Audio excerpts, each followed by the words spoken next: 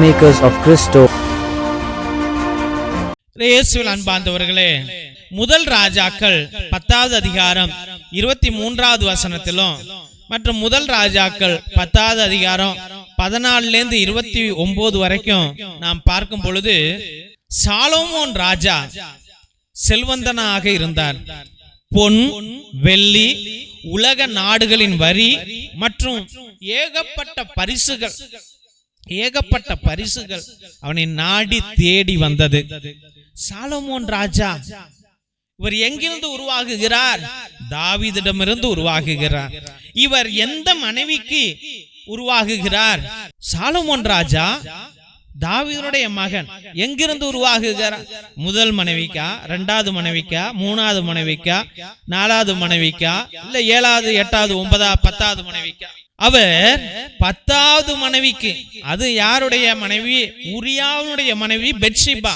பெத்ஷிபாவுக்கு பிறந்த முதல் குழந்தை மரித்து போகிறது. பாவத்தின் நிமித்தம் அந்த குழந்தை மரித்து போகிறது. கடைசியாக சாலமோன் பிறக்கிறார். அப்ப கடவுள் எப்படிப்பட்ட மனிதனை ஏதோ ஒரு குப்பையிலிருந்து எடுக்கிறார். எல்லாம் புறக்கணிக்கப்பட்டவன் என்று நினைத்த ஒருவனை அவர் தூக்குகிறார். தெய்வ பிள்ளைகளே, இன்னைக்கு உன்னுடைய பேக்ரவுண்டு ரொம்ப தாழ்வானதாக இருக்கலாம். உன்னுடைய பேக்ரவுண்டு பயங்கர கிடுக்குப்புடியில இருந்திருக்கலாம். இல்ல ஒரு ஏழை குடும்பத்திலிருந்து நீ வந்திருக்கலாம். இல்ல நீ படிக்கும் பொழுது ட்ரௌசர் எல்லாம் கிழிஞ்சு போய் கூட இருந்திருக்கலாம். நான் 10வது படிக்கும் பொழுது என்னுடைய எக்ஸாமுக்கு, ஃபைனல் எக்ஸாம், கவர்மெண்ட் எக்ஸாம் எழுதும் பொழுது, தெய்வ பிள்ளைகளே, என் ட்ரௌசர் கிழிஞ்சு போச்சு. அந்த கிழிஞ்சு போன ட்ரௌசர், அந்த காலத்துல ஒரே ட்ரௌசர். 10வது படிக்கும் போது அந்த ஒரு வருஷமும் நான் ஒரு ட்ரௌசர் தான் யூஸ் பண்ணேன். கடைசியில் உட்காந்து அதுவும் கிழிஞ்சு போச்சு எக்ஸாம்ல. அந்த காலத்துல ஜட்டி வாங்க கூட காசு இல்லை. அப்படிப்பட்ட வாழ்க்கையை வாழ்ந்தோம். ஆனால் ஆண்டவர் இன்று உயர்த்தி வைத்திருக்கிறார். இன்று ஆசீர்வாதமாக இந்த நிலையில இவ்வளவு பிள்ளைகளுக்கு தேவனுடைய வார்த்தையை எடுத்துரைக்க அந்த ஞானத்தை கொடுத்திருக்கிறார் என்றால், தெய்வ பிள்ளைகளே, இது தேவன் தேர்ந்தெடுத்த ஊழியம், தேவன் தேர்ந்தெடுத்த ஊழியக்காரன். தெய்வ பிள்ளைகளே, அதனால தேவன் சாலோமோனை ஒரு மூலையிலிருந்து எடுக்கிறார். 10 மனைவி, 9 மனைவி தேர்ந்து எடுக்கல, 10வது மனைவி தேர்ந்து அந்த சாலோமோனை எடுக்கிறார். சாலோமோனை ஆசீர்வதிக்க போகிறார். தாவீது அரசனையிலிருந்து அவர் இறங்குகிறார். சாலோமோன் பதவி ஏற்கிறார். அப்ப அவர் ஜெபித்த ஜெபம் என்ன? எனக்கு ஞானத்தை கொடும். அப்ப இன்னைக்கு பணக்காரன் எல்லாத்துக்கும், படிச்சவன் எல்லாத்துக்கும், தலைவனா இருக்கிற எல்லாத்துக்கும், இல்ல கணவனா இருக்கிறவனுக்கும், இல்ல மனைவியா இருக்கிறவனுக்கும், தந்தையா இருக்கிறவனுக்கும், தாயாக இருக்கிறவனுக்கும் முக்கியமான விஷயம் என்னன்னா தெய்வ ஞானம். தெய்வ ஞானம். ஓ ஞானம் கிடையாது. அது மண்ணுக்கு இன்னும் 5 வருஷத்துல போவோமோ, இல்ல 10 வருஷத்துல போவோமோ, இல்ல 20 வருஷத்துல போவோமோ, போறது உறுதி. அதை நீ தடுக்கவே முடியாது. அது நிக்க போறதே கிடையாது. இதுல சத்தியம் என்ன? அதற்கான தெரிஞ்சுக்க. என்ன சத்தியம்? நீ தேவனால் தேர்ந்தெடுக்கப்பட்டவன், நீ தேவனால் தேர்ந்தெடுக்கப்பட்ட ஊழியக்காரன். நீ தந்தை என்ற ஊழியம் செய்கிறாய், தாய் என்ற ஊழியம் செய்கின்றாய். இப்ப இதுல முக்கியம் என்ன சாமி அப்படின்னா, கடவுளை ஞானத்தோடு நீ எடுத்துக்கொள். அப்ப நீ செல்வந்தனாய் மாறுவாய். இன்னைக்கு வெளிநாட்டுக்கு பிள்ளைங்க போயிருக்குது. நிறைய பிள்ளைங்க வெளிநாட்டுல வேலை செய்யுது. என்ன காரணம்? அவங்க அம்மா அப்பா ஜெபிச்ச ஜெபங்கள், அந்த அம்மா அப்பா செய்த தியாகங்கள், ஆண்டவரை ஏற்றுக்கொண்டாங்க. அப்பா என்னதான் இங்க கஷ்டப்படுத்தின ஆண்டவரே, என் பிள்ளையாவது ஃபிளைட் ஏறணும் ஜெபம், அதுதான். ஆனா இந்த புள்ள அங்க போயிட்டு என்ன செய்யுது? அங்க பப்புக்கு போறது, சினிமாவுக்கு போறது, பார்க்குக்கு போறது, ஹோமோ செக்ஸ், மோனோ செக்ஸ், இல்ல குரூப் செக்ஸ், இல்ல கஞ்சா, இல்ல சிகரெட்டு, இது போல காரியங்களுக்கு அடிமையாகி விடுகிறார்கள். தெய்வ பிள்ளைகளே, அந்த பிள்ளைகளுக்கு ஏன் நீ ஞானத்தை ஊட்டவில்லை? அந்த பிள்ளைங்களுக்கு தெய்வ ஞானம் இல்ல. தெய்வ பிள்ளைகளே, உலக ஞானம் தான் சிறந்தது என்று நினைக்கிறார்கள், காமம் தான் சிறந்தது என்று நினைக்கிறார்கள். அப்ப காமத்தில் யார் விழுகின்றான்? செல்வந்தனாக மாறிய சாலோமோன் விழுகின்றான். அதனால ஆண்டவர் அவனையும் தண்டிக்கின்றார். நான் உன்னை தொட மாட்டேன்டா, உன் குடும்பத்தை தொடுவேண்டா என்று சொல்றார். இந்த விஷயங்கள்லாம் பார்க்கும்போது கடவுள் பயங்கரமா பேசுவார். தெய்வ பிள்ளைன்னு, அரசன் அன்றே கொள்ளுவான், தெய்வம் நின்று கொள்ளுன்னு. என்னைக்கு உனக்கு தண்டனை இல்லடா, நீ ஓல்டேஜ்ல இருக்கும் பொழுது நீ சோர்ந்து போவ. ஏனென்றால் நீ பாவம் செய்தாய். அப்ப சாலோமோனை ஆண்டவர் ஆசீர்வதிக்கிறார், செல்வனாக ஆசீர்வதிக்கிறார். அந்த செல்வத்தை பிடித்து கொண்டு அவன் பாவத்துக்குள்ளாய் விழுகின்றான், அவன் பாவத்துக்குள்ள விழுறான். அதனால தெய்வ பிள்ளைகளே, சாலோமோனுக்கு 1000 மனைவிகள், அதெல்லாம் தப்பான விஷயம் அல்லவா?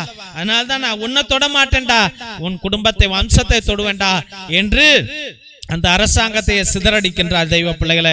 அதனால நாம் தியானிப்போம், செல்வனாக மாற வேண்டும் என்றால் தெய்வ ஞானம் வேண்டும் என்று ஜெபி. நீ இன்னைக்கு ஏழையா இருக்கலாம், காசு இல்லாம இருக்கலாம், கடன்ல இருக்கலாம், சோர்ந்து போய் இருக்கலாம். கடவுளுடைய ஞானத்திற்காக ஜெபி. ஏத்து, உன்னுடைய உள்ளத்துக்குள்ள ஏத்து, ஆண்டவரே வாங்க ஆண்டவரே என்று உட. பல தடங்கள் வரும், ஆண்டவர்கிட்ட சேர உன்னை விடாது. நீ தேவனுடைய ஞானத்தை பெற தவம் இருந்து ஜெபிக்கணும். திருசிலுவை ஆசீர்வாதத்தை பெற்றுக்கொள்வோம். தந்தை ஆசீர்வாதத்தின் திருசிலுவை, திருசிலுவை உனக்கும் உன் குடும்பத்திற்கும் வெளிச்சமாய் இருக்கிறது. நரக சர்ப்பம் உனக்கு அதிபதியாக வேண்டாம். சாத்தானே அப்பாலே போ. அபத்தங்களை பிள்ளைகளுக்கு போதிக்காதே. நீ கொடுப்பது தீது, நீயே அந்த நஞ்சை உட்கொள். நற்கருணை ஆசீர்வாதத்தை பெற்றுக்கொள்வோம். எல்லாம் அல்ல இறைவன், தந்தை, மகன், தூய ஆவியார் உங்களையும் உங்கள் குடும்பத்தையும் ஆசீர்வதித்து வழிநடத்தி காத்தருள்வாராக. ஆமென், ஆமென், ஆமென். இறை இயேசுவில் அன்பார்ந்த சகோதர சகோதரிகளே, உங்கள் அனைவருக்கும் எங்களுடைய மனமார்ந்த நன்றிகளை தெரிவித்துக் கொள்கிறோம். எத்தனையோ பேர் எங்களுடைய ஏழை எளிய பிள்ளைகளுக்கு உங்களால் முடிந்த பழைய துணி, பத்தாத துணி, பயன்படுத்தாத துணி, நோட்டு, பேனா, புஸ்தகங்கள் என்று, சோலார் லைட் என்று நீங்கள் அனுப்பி கொண்டே இருக்கிறீர்கள். அதற்காக என்னுடைய மனமார்ந்த நன்றிகளை தெரிவித்துக் கொள்கிறோம். தெய்வ பிள்ளைகளே, நீங்கள் அனுப்பிய ஒவ்வொரு துணியையும், ஒவ்வொரு நோட்டு, புஸ்தகம், பேனாவையும் எங்களுடைய சபை ஸ்தாபகர் மோஸ்ட் ரெவரண்ட் பிஷப் ஹிபோரா குசாலா மற்றும் எங்களுடைய சபை தலைவர் ரெவரண்ட் ஃபாதர் கிஷோர் பாபு ஒவ்வொரு நாளும் ஏழை எளிய பிள்ளைகளுக்கு அதை பகிர்ந்து கொண்டே இருக்கிறார்கள். அதை தான் இந்த போட்டோல நீங்க அனைவரும் பார்த்து கொண்டிருக்கிறீர்கள். மற்றுமாக உங்களால் முடிந்த அளவுக்கு உங்களுடைய உற்றா உறவினரிடம் சொல்லி கூட இந்த பழைய துணி, பத்தாத துணி, பயன்படுத்தாத துணிகளையும் மற்றுமாக ஏதாவது நோட்டு, பேனா, புஸ்தகங்களை கூட நீங்கள் தொடர்ந்து அனுப்பும்படியாக அன்போடு வேண்டுகின்றோம். மற்றுமாக தெய்வ பிள்ளைகளே, ஒவ்வொரு நாளும் மதியம் 3 மணியிலிருந்து 5 மணி வரைக்கும் தேவனோடு ஒன்றித்து இறை இரக்கத்தின் ஜெபமாலை, நற்கருணை ஆராதனை, நவநாள் மற்றுமாக உன்னத திருப்பலியை உங்களுடைய கருத்துகளுக்காக 2 மணி நேரம் ஒரே குருவானவர் ஜெபிக்கிறார் என்றால் உலகத்துல எங்கேயுமே நடக்கல. அது தயவு செய்து தெய்வ பிள்ளைகளே, உங்களுடைய கருத்துக்களை அனுப்புங்க. உங்களுடைய கருத்துக்களுக்காக நாங்கள் அனுதினமும் ஜெபித்துக் கொள்வோம். ஒருவேளை நீண்ட நாட்கள் உங்களுடைய கருத்துக்கள் நிறைவேறவில்லை என்றால் நேர்த்தி திருப்பலி அர்ப்பணிங்கள். 3 திருப்பலி, 5 திருப்பலி, 7 திருப்பலி, 9 திருப்பலி, 12 திருப்பலி, 21 திருப்பலி, 30 திருப்பலி, 33 திருப்பலி என்று நீங்கள் அர்ப்பணிப்புக்கலாம். உங்களுக்காக அனுதினமும் நாங்கள் ஜெபித்துக் கொள்வோம். 2 மணி நேரம் ஜெபிப்போம். பேரை சொல்லி சொல்லி ஜெபிப்போம் என்பதை அன்போடு தெரிவித்துக் கொள்கிறோம். மற்றும் அவருடைய குடும்பத்தில் யாராவது உடைய உறவுகள், நெருங்கிய உறவுகள் மரித்திருந்தால் நீங்க கிரகோரியன் மாஸ், அதாவது புனித கிரகோரியார் திருப்பலியை நீங்கள் அர்ப்பணிக்கலாம். 30 திருப்பலி, ஒவ்வொரு திருப்பலிக்கும் ரூபாய் 100 என்பதை அன்போடு தெரிவித்துக் கொள்கின்றோம். ஆத்ம இளைப்பாறுதலுக்காக இதை அர்ப்பணிப்பார்கள். நம்முடைய திருச்சபையில உங்களுடைய கருத்துக்களை நீங்கள் அனுப்பலாம் என்பதை அன்போடு தெரிவித்துக் கொள்கிறோம். மிரக்கல் ஆயில், அதிசய எண்ணெய், இது கோகனட் எண்ணெய் கிடையாது. இது அற்புதங்களை செய்யக்கூடிய வல்லமையான எண்ணெய்.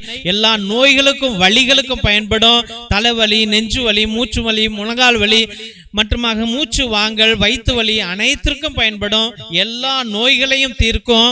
மற்றுமாக குழந்தை பாக்கியத்திற்கு கூட இது அருமையாக செயல்படும். இதை வாங்கி நீங்கள் தயவு செய்து பயன்படுத்தும்படியாக அன்போடு வேண்டுகின்றோம். இறை இரக்கத்தின் விடுதலை ஜெப புத்தகம்.